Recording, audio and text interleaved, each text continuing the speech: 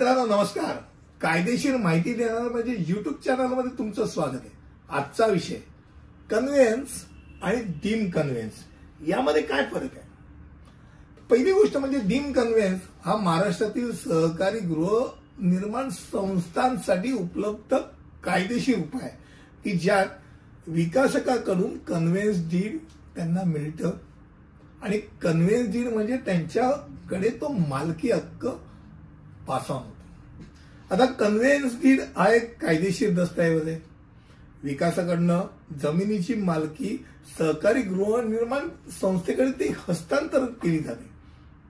कारण बिल्डर जेव्हा जमीन मालकाने त्या बिल्डरला किंवा विकासकाला ती जागा विकली जाते त्यानंतर त्यावरती तो रिडेव्हलपमेंट करतो आणि रिडेव्हलपमेंट केल्यानंतर त्यातल्या ज्या विकणाऱ्या सदनिका आहेत तो विकतो आणि विकून झाल्यानंतर खऱ्या अर्थाने तो त्या विकलेल्या सदनिका आणि अगोदरची जे मूळ रहिवासी यांचं मिळून एक सोसायटी निर्माण करायला त्यांना मदत करतो. आणि ती संस्था ती सोसायटीच्या स्थापनेपासून 4 महिन्याच्या कालावधीत कन्व्हेन्स करणं त्याला आवश्यक असतं. आता कन्व्हेन्स करणं म्हणजे त्याच्याकडनं ते मालकी हक्क तो गृहनिर्माण संस्थेच्या नावावरती करून देतो. आता नावावरती करून नाही दिलं तर महाराष्ट्रामध्ये डीम कन्व्हेन्स हा एक प्रकार सुरू आहे. नियमित कन्व्हेन्स मध्ये प्रवर्तक स्वेच्छेने आपलं कन्व्हेन्स सोसायटीच्या नावे म्हणजे तो प्रवर्तक असेल, तो बांधकाम करणारा बिल्डर असेल, जमीन मालक असेल किंवा विकासक असेल, हे स्वेच्छेने ते सोसायटीला त्यांच्या नावे हस्तांतरण करून देतात.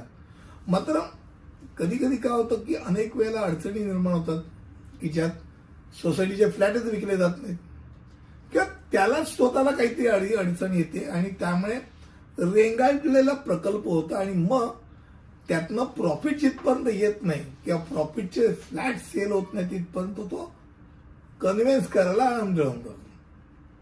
आता अशा वेळेला डीम कन्व्हेन्स खास करून महाराष्ट्रामध्ये डीम कन्व्हेन्स हे सोसायटीच्या रक्षणाकरता करण्यात आलेला कायदा. त्यात डीम कन्व्हेन्स मध्ये जो फायदा आहे तो फायदा सोसायटीला मिळाला पाहिजे या मताचे अनेक असल्या कारणाने तो डीम कन्व्हेन्स हा प्रकार सुरू झाला. कन्व्हेन्स हा ऍक्च्युअल प्रकार आहे. डीम कन्व्हेन्स म्हणजे ते सोसायटीच्या मालकीचं झालं, त्यांच्याकडे फलाना काही गोष्टी असल्या तर ते सरकारकडे जाऊन डीम कन्व्हेन्स करता अर्ज करून स्वतःच्या नावे करू शकतात. तो डीम कन्व्हेन्स. आता डीम कन्व्हेन्सचा फायदा काय. एक म्हणजे मालकी हक्क कोणाकडे हे नक्की होतं. पुनर्विकास जेव्हा करायची पाळी येते त्यावेळेला त्या जागेची मालकी त्या सोसायटीकडे असते आणि त्यामुळे पुनर्विकास प्रकल्प राबवण्याची क्षमता त्या सोसायटीत होते आणि कायदेशीर विवादांपासून त्यांना एक संरक्षण मिळतं. मालकी हक्क आहे ना, आम्ही ती सोसायटीमध्ये या जमिनीची मालक झाली. आता विक्री म्हणजे सेल डीड आणि कन्व्हेन्स डीड यामध्ये काही फरक आहे का. तर पहिली गोष्ट म्हणजे मुख्य फरक काय की विक्री करार मालमत्तेच्या विक्रीसाठीचा कराराची नोंद करत असताना त्याच्यावर स्टॅम्प ड्युटी भरली जाते आणि मालमत्ता इकडून तिकडे गेली हे विकली गेली हा एक भ्रास. पण जेव्हा कन्व्हेन्स डीड विक्रेत्याकडनं खरेदीदाराकरता केली जाते तेव्हा त्या खऱ्या अर्थाने त्याचा मालकी हक्क सरकारी नोंद मध्ये मालकी हक्क त्या जागेचा मालकी हक्क हा हस्तांतरित केलेला असतो.